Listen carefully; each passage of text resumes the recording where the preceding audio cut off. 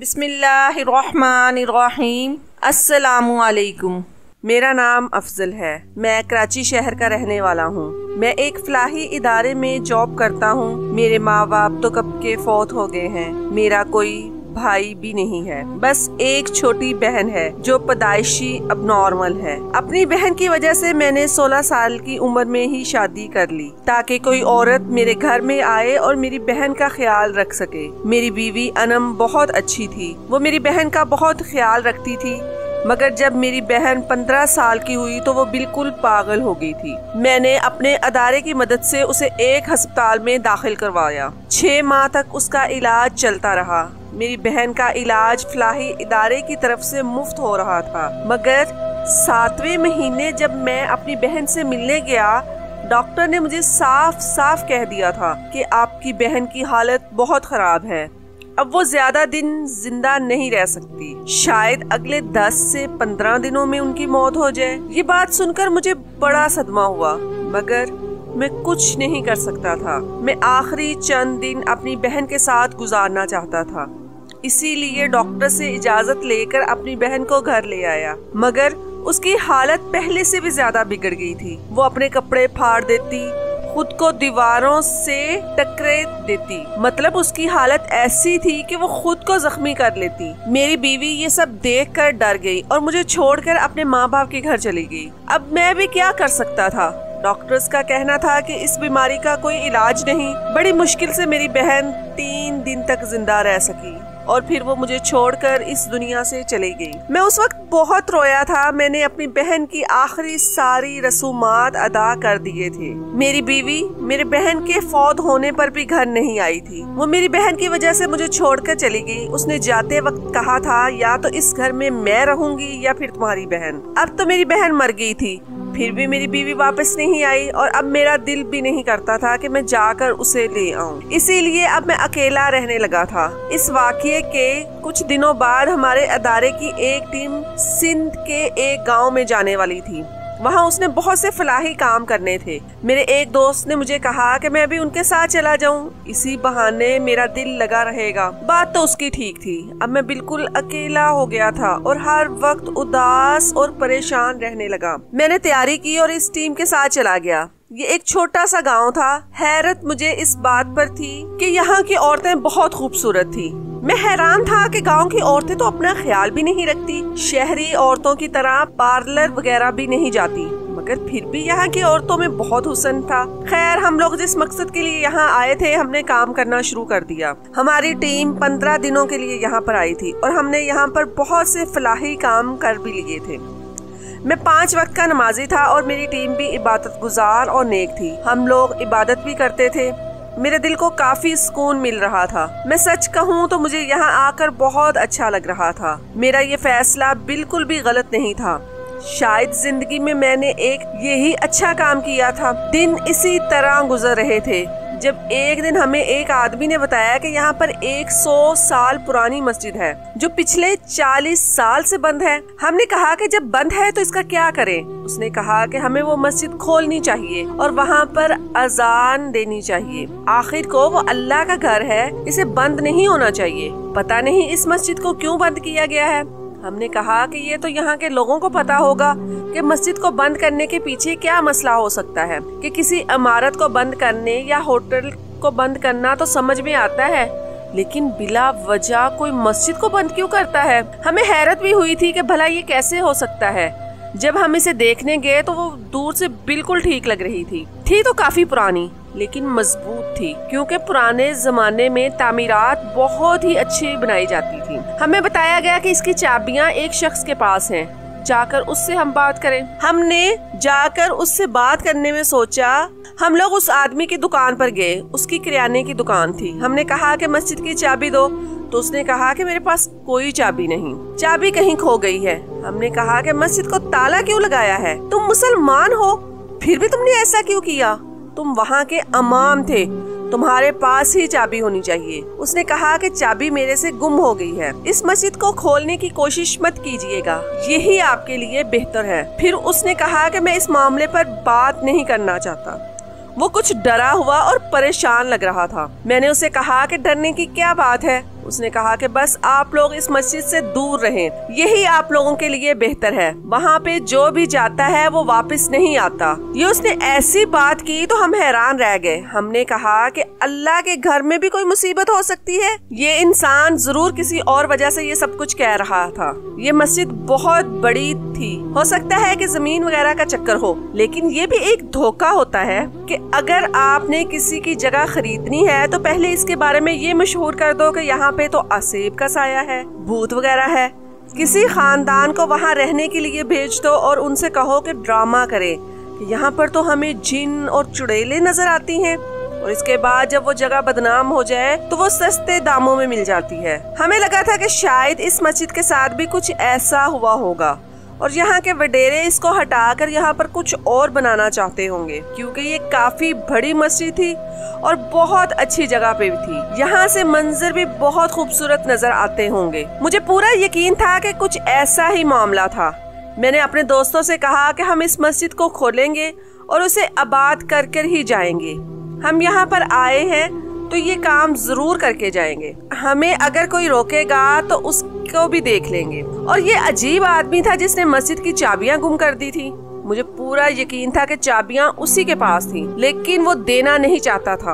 हो सकता है कि हमें कुछ लोग ये सब करने से रोकते, लेकिन वहाँ पर वाकई ये बात मशहूर थी कि जो मस्जिद में जाता है वो वापस नहीं आता, इसलिए किसी ने भी हमें नहीं रोका। लेकिन मैं तो हैरान था कि मस्जिद के बारे में ऐसी बात किसने उड़ाई थी। मैं फोन पर अपने इदारे में अपने सीनियर ऑफिसर को ये सब बता रहा था और चाय की दुकान पर खड़ा था। थोड़ी देर के बाद मेरे पास से एक बूढ़ी औरत गुजरी। वो बहुत बूढ़ी थी, उसका चेहरा दिखाई नहीं दे रहा था। उसने कहा कि बेटा यहाँ से चले जाओ। मुझे लगा कि वो औरत किसी और से बात कर रही है, लेकिन जब उसने उर्दू में कहा तो मुझे पता चला कि वो मुझे से मुखातिब है, क्योंकि वहाँ पर तो सब लोग सिंधी ज़बान बोलते थे। मैंने कहा कि आप मुझसे बात कर रही हैं? उसने कहा कि हाँ बेटा, तुम यहाँ से चले जाओ। मैंने कहा क्यों चला जाऊँ? तो उसने कहा कि मुझे तुम्हारी आंखों में तुम्हारी मौत नजर आ रही है। मैंने कहा कि आप लोगों के चेहरे पढ़ सकती हैं? उसने कहा कि हाँ, मैं लोगों के चेहरे और उनकी किस्मत भी पढ़ सकती हूँ। तुम्हारी मौत बिल्कुल तुम्हारे सामने है। अगर तुम यहाँ से ना गए तो तुम भी मर जाओगे। मैंने कहा मैं ऐसी बातों पर यकीन नहीं करता। हम लोग मुसलमान हैं, हम इस बात पर यकीन रखते हैं कि जिंदगी और मौत अल्लाह ताला के हाथ में है। उसने कहा फिर तो शायद तुम बहुत ज्यादा बहादुर हो, लेकिन बात ऐसी है कि तुम्हारे सितारे गर्दिश में है। तुम्हारे साथ पहले भी बुरा हुआ है और आगे भी होने वाला है। इस बात पर मेरा दिल थोड़ा सा बैठ गया था कि इसे कैसे पता चला कि मेरे साथ बुरा हुआ है, क्योंकि वाकई मेरे साथ बुरा हुआ था।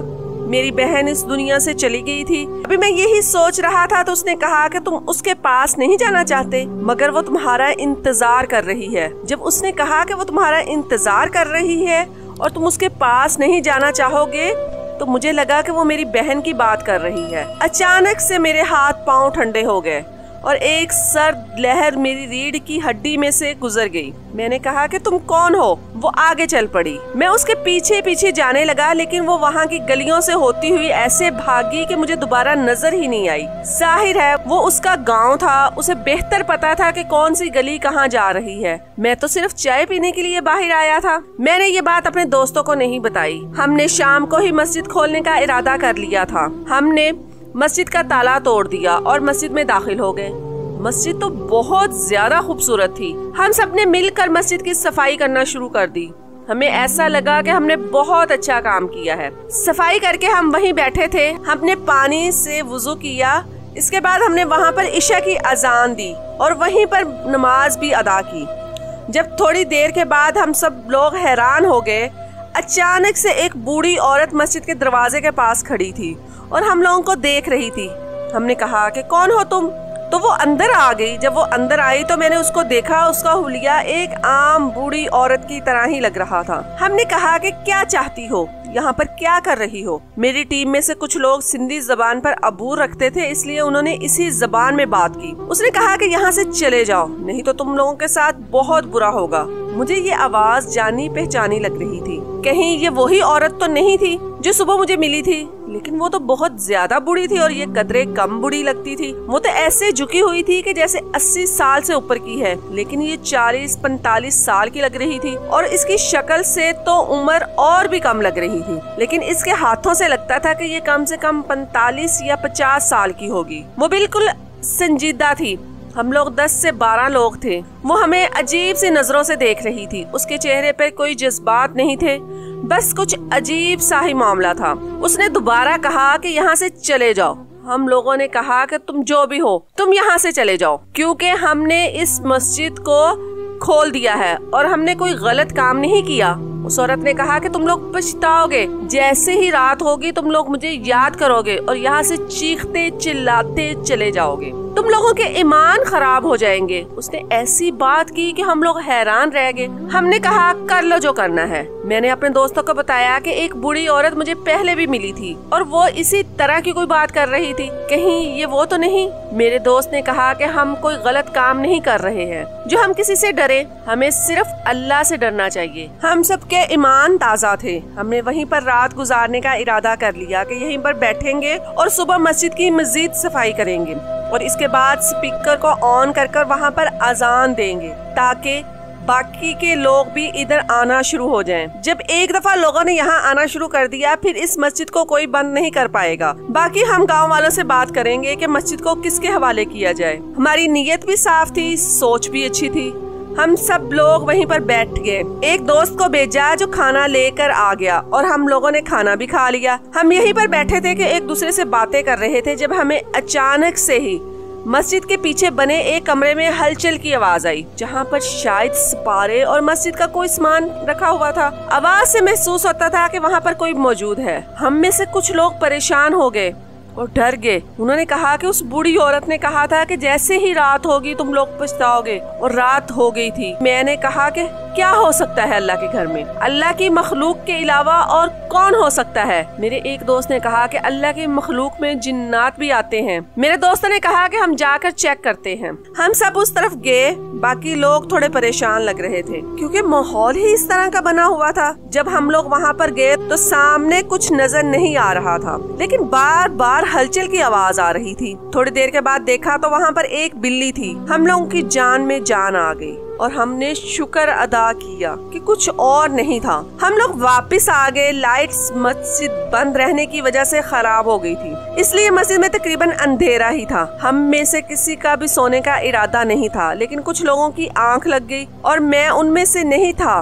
मैं जाग रहा था जब अचानक से मुझे फिर से हलचल की आवाज आई। मैंने कहा कि शायद फिर से कोई बिल्ली होगी, लेकिन इस दफा सिर्फ आवाज नहीं आई थी बल्कि मैंने किसी का साया भी देखा था। मैंने बाकी दोस्तों को भी जगा दिया और हम लोगों को थोड़ी देर के बाद ही पता चल गया कि हमारे अलावा मस्जिद में कोई और भी मौजूद है, और इस दफा वो कोई जानवर या बिल्ली नहीं बल्कि कुछ लोग ही हो सकते हैं। हम लोग इसी कमरे की तरफ चले गए। ये एक हाल कमरा था।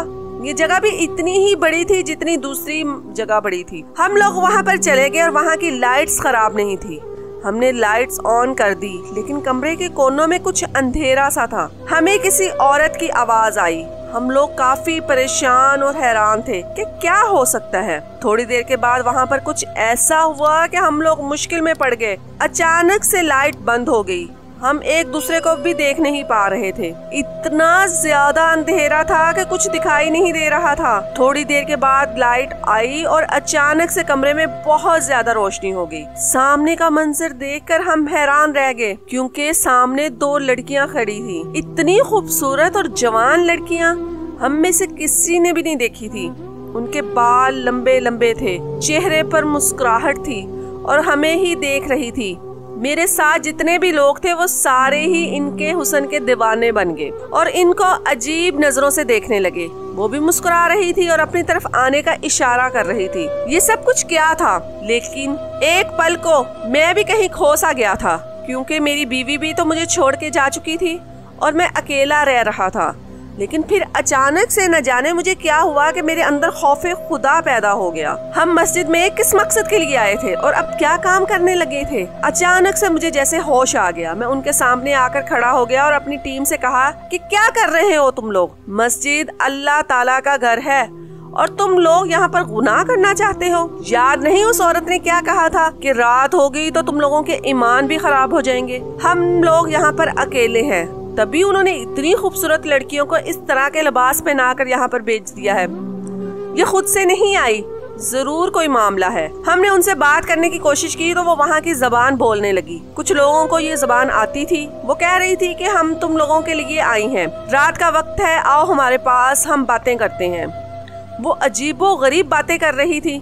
मैंने उनको कहा कि जाओ यहाँ से निकल जाओ। मेरे कुछ दोस्त उन्हें रोकने लगे। मैंने कहा कि तुम लोगों का दिमाग ठीक है, तुम लोग मस्जिद में खड़े हो, खबरदार जो इन लड़कियों की तरफ कोई आया। मैंने इन लड़कियों को कहा कि वो चली जाएं, लेकिन वो जा भी नहीं रही थी। उनको एक दफा बाहर निकाला तो वो दोबारा वापस आ गई। अब मैंने गुस्सा किया और जबरदस्ती उनको वहाँ से बाहर निकाल दिया और दरवाजा बंद कर दिया। थोड़ी देर के बाद सारी लाइट्स बंद हो गई और हम लोग परेशान हो गए।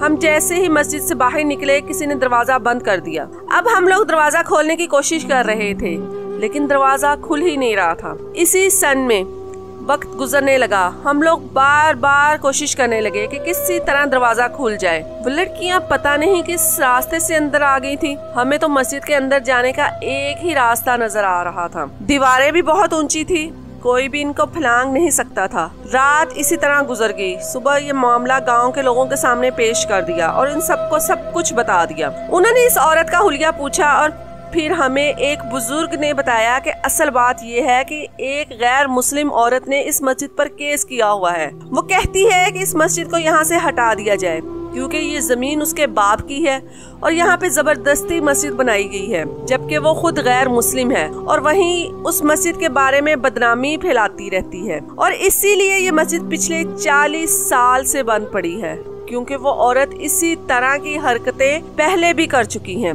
जो नमाज पढ़ने आते उनको डराती हैं। सब लोग यही समझने लगे कि कोई तो ताकत है जो ये सब कुछ कर रही है और बात फैलती फैलती इतनी फैल गई कि मस्जिद को बंद करना पड़ गया। मैंने उनको सारी बात बता दी और कहा कि वही औरत हमें नजर आई थी और वो लड़कियां भी उसने भेजी थी। उस बुजुर्ग आदमी ने कहा कि हाँ, उस औरत की 2 बेटियां भी हैं। हमने कहा कि फिर ये सब कुछ वो ही कर रही है। आप मस्जिद के सही करने के बारे में फौरन इकदाम करें और हम इस औरत से खुद ही निमट लेंगे। वो औरत गांव से थोड़े दूर एक और गांव में रहती थी। गांव वालों ने हमारी बात को गौर से सुना और कहा कि हम ऐसा ही करेंगे। हमने वहां पर उनके साथ मिलकर मस्जिद को साफ करवाया, उसके सारे काम किए। लोगों में ये बात फैलाई कि ऐसा कुछ भी नहीं है, वो औरत जानबूझकर ऐसा कर रही है। ये अल्लाह ताला का घर है और हम इसको खत्म नहीं कर सकते। इस औरत को मुतबादिल जगह देने की बात हुई थी, लेकिन वो जिद में आकर ये सब कुछ कर रही थी क्योंकि वो गैर मुस्लिम औरत थी। हम अगले ही रोज उस औरत के घर गए और उससे कहा कि अगर ये जमीन तुम्हारे बाप की है तो हमें सबूत दिखाओ। वाकई वो जमीन उसके बाप की थी। उसके पास इस जमीन के मुकम्मल कागजात थे। एक वडेरे ने यहाँ पर जबरदस्ती अपनी बदमाशी से मस्जिद बनवाई थी, मगर अब वो फौत हो गया था और उसके बाद इस मस्जिद का कोई भी वाली वारिस नहीं बना। हमने इस औरत को इस जमीन के बदले 4 गुना ज्यादा और महंगी जमीन देने का फैसला किया। हमारी बात पर उस औरत की आंखें खुली की खुली रह गईं, क्योंकि आज तक इतनी बड़ी ऑफर उसे किसी ने भी नहीं दी थी। हमारे फलाही इदारे की मदद से ये सारा काम हो रहा था। हमने पास ही जहाँ पर उस औरत ने कहा था वहाँ पर जमीन खरीद कर उसके नाम कर दी और बदले में उसने वो मस्जिद वाली जमीन हमारे इदारे के नाम कर दी। अब सब कुछ ठीक हो गया था। हम अपने मकसद में कामयाब हो गए और मैं अपनी टीम के साथ वापस कराची शहर आ गया। घर आया तो मेरी बीवी भी वापस आ गई थी। उसने मुझसे माफी मांग ली और मैंने उसे माफ कर दिया क्योंकि अब मेरे दिल में कोई गम नहीं रहा था। हमारी टीम अक्सर इस गांव में जाती रहती है। आज इस मस्जिद में 5 वक्त की नमाज पढ़ी जाती है। गांव वाले भी बहुत खुश हैं और मेरे लिए इससे बढ़कर कोई खुशी हो ही नहीं सकती।